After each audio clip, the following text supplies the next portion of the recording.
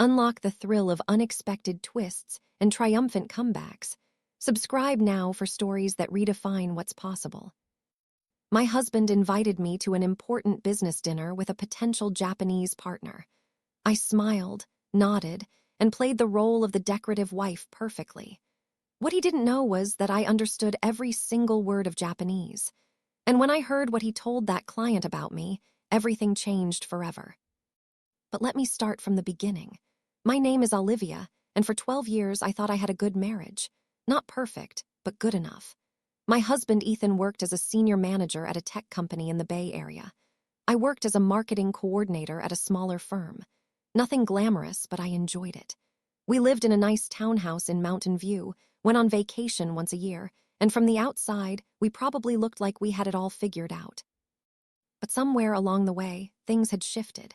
I couldn't pinpoint exactly when it started. Maybe it was when Ethan got his last promotion 3 years ago.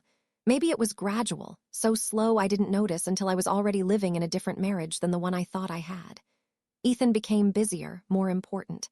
At least that's what he told me.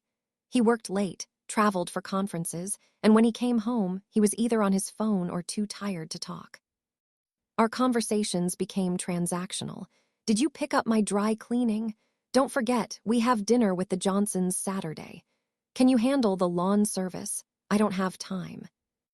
I told myself this was normal. This was what happened after a decade of marriage.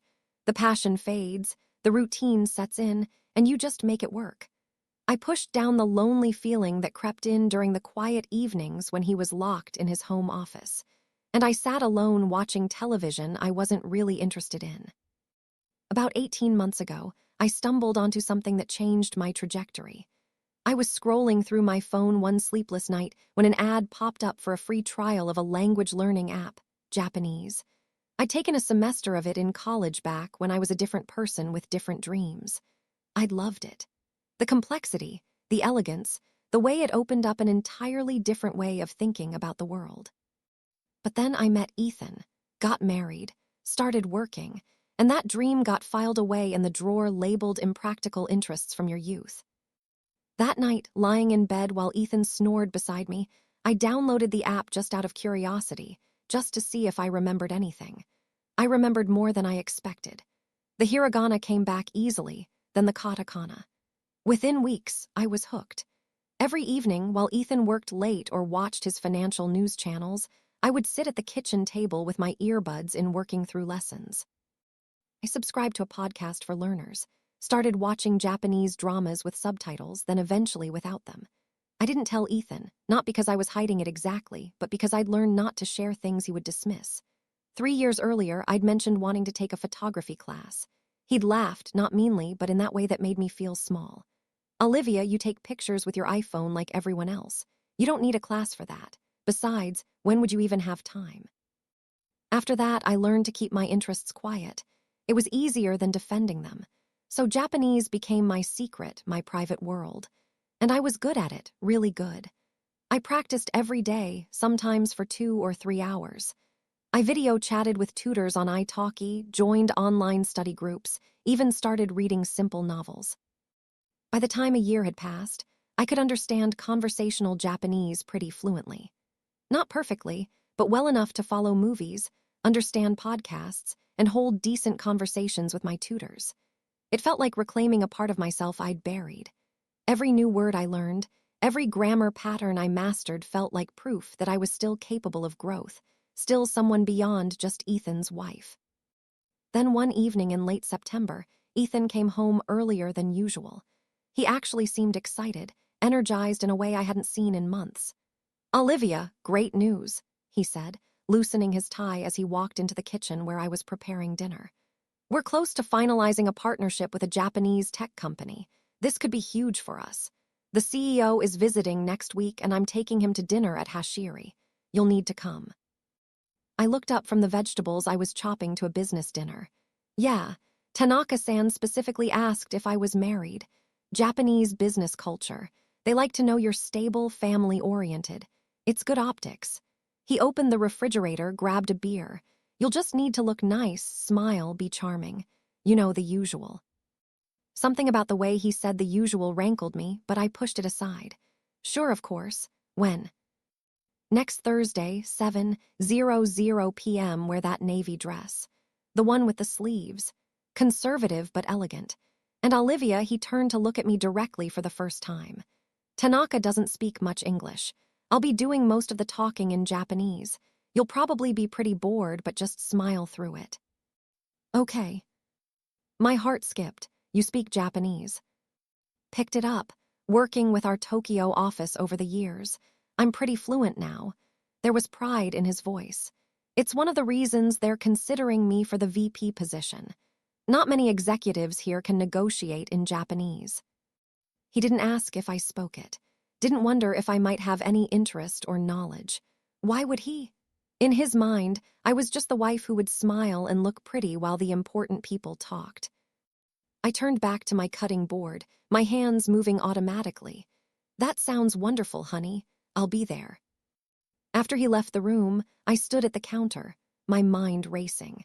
An opportunity had just fallen into my lap. A chance to actually understand a conversation Ethan thought was private, to hear how he really spoke, how he presented himself, how he talked about our life when he thought I couldn't understand. Part of me felt guilty for even thinking this way. But a bigger part of me, the part that felt increasingly invisible in my own marriage, wanted to know, needed to know. The week crawled by. I spent every spare moment refreshing my business Japanese vocabulary, practicing polite speech patterns, making sure I'd be able to follow a professional conversation. I didn't know what I expected to hear. Maybe nothing important. Maybe I was overthinking everything, being paranoid, looking for problems that weren't there. Thursday arrived. I wore the navy dress as requested, paired it with modest heels and simple jewelry. I looked at myself in the mirror and saw exactly what Ethan wanted, a presentable wife who wouldn't embarrass him in front of important clients. The restaurant was in San Francisco. Modern and expensive, the kind of place with a wait list months long.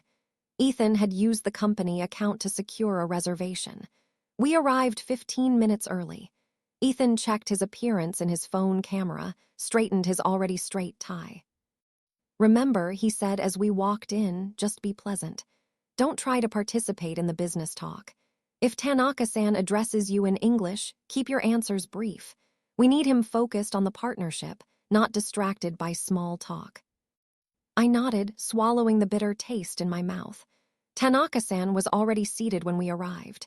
He stood to greet us, a man in his mid-50s with silver-rimmed glasses and an impeccably tailored suit. Ethan bowed slightly. I followed his lead. They exchanged greetings in Japanese, formal and polite. I smiled, looking appropriately lost, and slid into the chair Ethan pulled out for me. The conversation began in English surface-level pleasantries. Tanaka-san complimented the restaurant choice, mentioned his hotel, asked if this was our first time hosting international partners. His English was actually quite good, better than Ethan had implied, just accented. Then, as menus arrived, they naturally transitioned into Japanese. Ethan's fluency was impressive, I had to admit. He spoke smoothly, confidently, clearly comfortable in the language. They discussed business projections, market expansion strategies, technical specifications. I only partially understood. I sat quietly, sipping water, occasionally smiling when they glanced my way, playing my role. Then Tanaka-san turned slightly toward me, said something in Japanese that I caught, a polite inquiry about what I did for work. Ethan answered for me before I could even pretend not to understand. In Japanese, he said, "Oh, Olivia works in marketing, but it's just a small company. Nothing serious. More of a hobby really to keep her busy. She mainly takes care of our home." I kept my face neutral, but inside something twisted. A hobby? I'd worked in marketing for 15 years, had managed successful campaigns, built client relationships, but he just dismissed my entire career as a way to keep busy. Tanaka-san nodded politely and didn't press further. The dinner continued. Multiple courses arrived, each beautifully presented. I ate slowly, stayed quiet, and listened. Really listened. Ethan was different in Japanese, more aggressive, more boastful.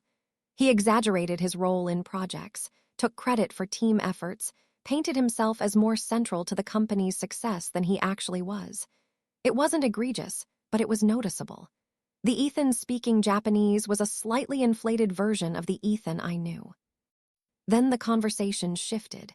Tanaka-san mentioned something about work-life balance, about the importance of family support in demanding careers. Ethan laughed, a sound that made my stomach clench. To be honest, Ethan said in Japanese, and I could hear the casual dismissiveness in his tone, my wife doesn't really understand the business world. She's content with her simple life. I handle all the important decisions, the finances, the career planning. She's just there for appearance. Really keeps the house running, looks good at events like this. It works well for me because I don't have to worry about a wife who demands too much attention or has her own ambitions getting in the way. I gripped my water glass so hard I thought it might shatter. Tanaka-san made a non-committal sound. I watched his face, saw a flicker of something. Discomfort maybe, but he didn't challenge Ethan. Instead, he changed the subject slightly, asking about Ethan's long-term goals. The VP position is basically mine, Ethan continued in Japanese. And after that, I'm looking at C-suite within 5 years. I've been positioning myself carefully, building the right relationships. My wife doesn't know this yet, but I've been moving some assets around, setting up some offshore accounts, just smart financial planning. If my career requires relocating or making big changes, I need the flexibility to move quickly without being tied down by joint accounts and her having to sign off on everything. My blood ran cold. Offshore accounts, moving assets without telling me. I sat there smiling blandly while my husband casually revealed financial maneuvers that sounded very much like he was preparing for a future that didn't include me, or at least one where I wouldn't have access to marital money. But he wasn't done. Tanaka-san asked something about the stress of Ethan's position, whether he had ways to manage it. Ethan's laugh was ugly. I have my outlets. There's someone at work, Jessica. She's in finance. We've been seeing each other for about 6 months now. My wife has no idea. Honestly, it's been good for me. Jessica understands my world, my ambitions. She's going places, too. We talk strategy, make plans. It's refreshing after coming home to someone who can't discuss anything more complex than what's for dinner. I sat perfectly still. My face felt frozen. Inside, I was shattering into 1,000 pieces. But years of learning to be small and quiet and pleasant kept me in my chair, kept the smile on my face, kept my hands from shaking visibly in affair. Offshore accounts, dismissing me as too simple to understand his world, calling my career a hobby, reducing me to a decorative object who kept house and looked presentable. 12 years of marriage, and this was how he saw me. This was what he said when he thought I couldn't understand. Tanaka-san was definitely uncomfortable now. I could see it in the way he shifted, the way he redirected the conversation back to neutral business topics. He was too polite to call Ethan out, but his responses became more clipped, more formal. The dinner ended. We said our goodbyes in the restaurant lobby. Tanaka-san bowed to me, said in careful English, "It was pleasure meeting you, Mrs. Olivia. I wish you well." Something in his eyes, a softness, made me wonder if he understood more than he'd let on, if he'd been as disturbed by Ethan's words as I was. The drive home was quiet. Ethan seemed pleased with himself, humming along to the radio. "That went well," he said. "I think we're going to close this deal." Tanaka seemed impressed. "That's wonderful," I said, my voice sounding hollow to my own ears. At home, Ethan kissed my cheek absently, told me he had emails to catch up on, and disappeared into his office. I walked upstairs to our bedroom, closed the door, and stood in the silence. Then, I pulled out my phone and did something I never thought I'd do. I called Emily. Emily had been my college roommate, my best friend before life and distance, and Ethan's subtle discouragement of my friendships had pulled us apart. She'd become a family law attorney, had been through her own divorce 5 years ago. We'd reconnected on social media recently, exchanged a few messages, but I hadn't told her anything real about my life. "Olivia." She answered on the second ring, surprise in her voice. It was almost 11 p.m. And my voice broke on the last word. "I need a lawyer." We talked for 2 hours. I told her everything. The dinner, the conversation in Japanese, the offshore accounts, the affair, the years of feeling diminished and dismissed. She listened without interrupting, her legal mind clearly working through what I was telling her. "First," she said when I finished, "I need you to breathe. Can you do that for me?" I breathed. "Second, you need to understand that what he's doing with those offshore accounts could be illegal, definitely unethical. If he's hiding marital assets in anticipation of a divorce or just to maintain control, that's financial fraud. We can use that." "I don't have proof," I said. "It was just conversation." "Did you record the dinner?" I felt stupid. No, I didn't think. I was just trying to process what I was hearing. "That's okay. Here's what we're going to do. Don't confront him yet. I know you want to, but we need to be strategic. Starting tomorrow, you're going to gather documentation, bank statements, tax returns, any financial records you can access, take photos, forward yourself emails, anything. If he's moving money, there will be a paper trail. We'll find it." "Emily, I'm scared." "I know, honey, but you're also smart and capable, and you just proved that by learning an entire language without him knowing. You can do this. You're not alone anymore." After we hung up, I sat on the edge of the bed and let myself feel everything I'd been holding back at the restaurant. Rage, betrayal, grief, fear. But underneath it all, something else was growing. A cold, clear determination. I wasn't going to be the decorative wife anymore. I wasn't going to be dismissed and diminished and cheated on. I was going to take back control of my life, even if it meant burning down everything I'd built to do it. The next morning, I called in sick to work. Ethan barely noticed, just grunted acknowledgement as he left for the office. The moment his car pulled away, I started searching. Ethan kept files in his home office, organized and meticulous. I found bank statements going back 3 years, tax returns, investment account information. I photographed everything with my phone, uploaded it all to a private cloud drive Emily had set up for me, and there it was. 2 accounts I'd never seen before, both showing regular transfers. $50,000 moved over the past 8 months to a bank in the Cayman Islands. Our joint savings had been slowly drained without my knowledge. I felt sick, but I kept photographing, kept documenting. Emily had told me to be thorough, so I was thorough. I found emails, too, printed and filed away. Correspondence about investment properties I didn't know we owned, or rather that he owned. Everything was in his name only. And then I found the emails to Jessica. He'd been careless, printing some exchanges, probably to reference figures or dates. But the content was damning, romantic, sexual, making plans for a future that clearly didn't include me. Once I've handled the Olivia situation, one email read, "We can stop hiding. The Olivia situation, that's what I'd become. A problem to be handled." I spent 6 weeks quietly gathering evidence, living with a man I now saw clearly for the first time. Every smile was a lie. Every casual touch made my skin crawl. But I played the role. I cooked dinners, asked about his day, pretended nothing had changed. Emily was building the case. I met with her twice a week at her office, bringing new documentation, discussing strategy. We were going to file for divorce and simultaneously report his financial misconduct to his company's ethics board. The offshore accounts violated company policy. She discovered he could lose not just our marriage, but his career. "Are you sure you want to go this far?" Emily asked me during one of our sessions. "The company piece will be nuclear. He'll lose everything." He was already planning to leave me with nothing. I said he said it himself. He's been preparing for this. I'm just moving first. We decided on a Friday. Emily filed the divorce papers Thursday afternoon. Friday morning, I dressed for work as usual, but instead of going to my office, I went to Emily's. David's HR department would receive our evidence package at 9:00 a.m. The divorce papers would be served to him at his office at 9:30. I sat in Emily's conference room drinking coffee I couldn't taste, watching the clock. My phone was off. I didn't want to see his calls or texts when he realized what was happening. At 11, Emily received confirmation. Papers served. Evidence received. Ethan's employer had immediately placed him on administrative leave pending investigation. How do you feel? Emily asked, terrified, I admitted. But right, I stayed at Emily's that night.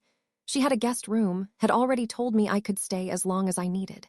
She helped me draft emails to my own employer, explaining I'd be taking FMLA leave for personal reasons.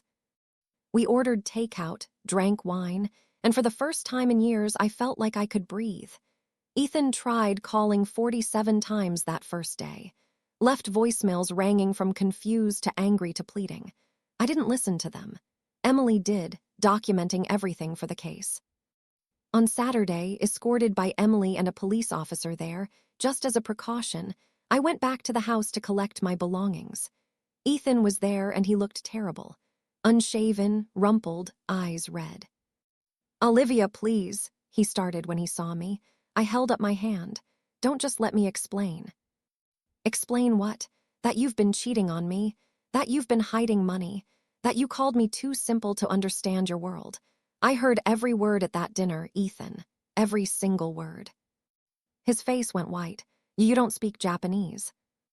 "I've been fluent for over a year. Funny how you never asked. Never wondered what I did with my time when you were too busy with work or Jessica." He sank onto the couch. "The company put me on leave. They're investigating. Olivia, I could lose my job." "That's not my problem anymore." I started walking toward the stairs toward our bedroom where I needed to pack. "Wait," his voice was desperate. "We can fix this couple's therapy. I'll end things with Jessica. We can work through this." I turned back to look at him. Really? Look at him. This man I'd spent 12 years with, who I'd loved, who I'd believed loved me. You don't want to fix this. You want to fix your career, your image, your financial situation. You're not sorry you hurt me. You're sorry you got caught. That's not true. At that dinner, you told Tanaka-san I was just for appearance, that I was too simple, too unambitious, that I was essentially a live-in housekeeper who looked good at events. Do you even remember saying that? His silence was answer enough. I'm done being small for you, Ethan. I'm done being the convenient wife who doesn't demand too much. File your counter motions if you want. Fight the divorce, but you're not going to win. And you're not getting away with hiding our assets. I spent 2 hours packing. He didn't try to stop me again, just sat on the couch staring at nothing. The divorce took 8 months. California law required a 6-month waiting period after filing, and we spent those months negotiating the settlement. Ethan's company investigation found sufficient evidence of ethical violations. They terminated him. He found another job eventually, but at a lower level, lower pay. The offshore accounts had to be disclosed and divided. The properties I didn't know about became part of the marital assets. In the end, I walked away with half of everything he'd tried to hide, plus spousal support for 3 years while I rebuilt my own career. But the best part, the thing I never saw coming, happened about 2 months into the divorce process. Tanaka-san reached out through LinkedIn. His message was brief but warm. He'd heard about the divorce, had wondered if I might be interested in a position with his company. They were opening a U.S. office, needed someone who understood both American marketing and Japanese business culture. My unique skill set, he wrote, would be invaluable. I met with him and his team. This time, I spoke Japanese from the first moment. His eyes lit up with genuine respect and something else. Maybe a little bit of amusement that I'd fooled everyone at that dinner. "I knew," he said in Japanese at the end of my interview at the restaurant. "The way you held yourself when Ethan spoke about you. I saw the understanding in your eyes just for a moment. I am glad you found your strength." They offered me the position. Senior marketing director salary triple what I'd been making. I accepted. I'm 63 now. That all happened over 20 years ago, but I remember every detail. The divorce, as painful as it was, gave me my life back. I ran that marketing department for 15 years before retiring. I traveled to Japan a dozen times, made genuine friends, became someone who existed beyond being somebody's wife. I never remarried, dated occasionally, had one serious relationship that lasted 5 years before we amicably parted ways. But I never again made my world small to fit someone else's vision of who I should be. Ethan sent me an email once about 3 years after the divorce was final. He'd remarried, apologized for how things ended, said he hoped I was well. I never responded. Some chapters don't need a postscript. I still study Japanese, though now it's purely for pleasure. I read novels, watch films, sometimes tutor young professionals who want to learn. The language that started as a secret escape became the thing that saved me, that showed me I was capable of more than I'd been allowing myself to believe. That dinner at Hashiri was the worst and best night of my life. Worst because I heard truths that shattered my reality. Best because it finally pushed me to act, to stop accepting less than I deserved. So if you're listening to this and you're in a marriage where you feel invisible, where your interests are dismissed, where you're made to feel small, pay attention to that feeling. Learn the language, gather the evidence, find your Emily, and when you're ready, take back your life. It won't be easy, it will hurt. There will be nights where you question everything. But on the other side of that pain is a life where you get to be fully yourself, where your voice matters, where you're not just decorative but essential. And that life is worth fighting.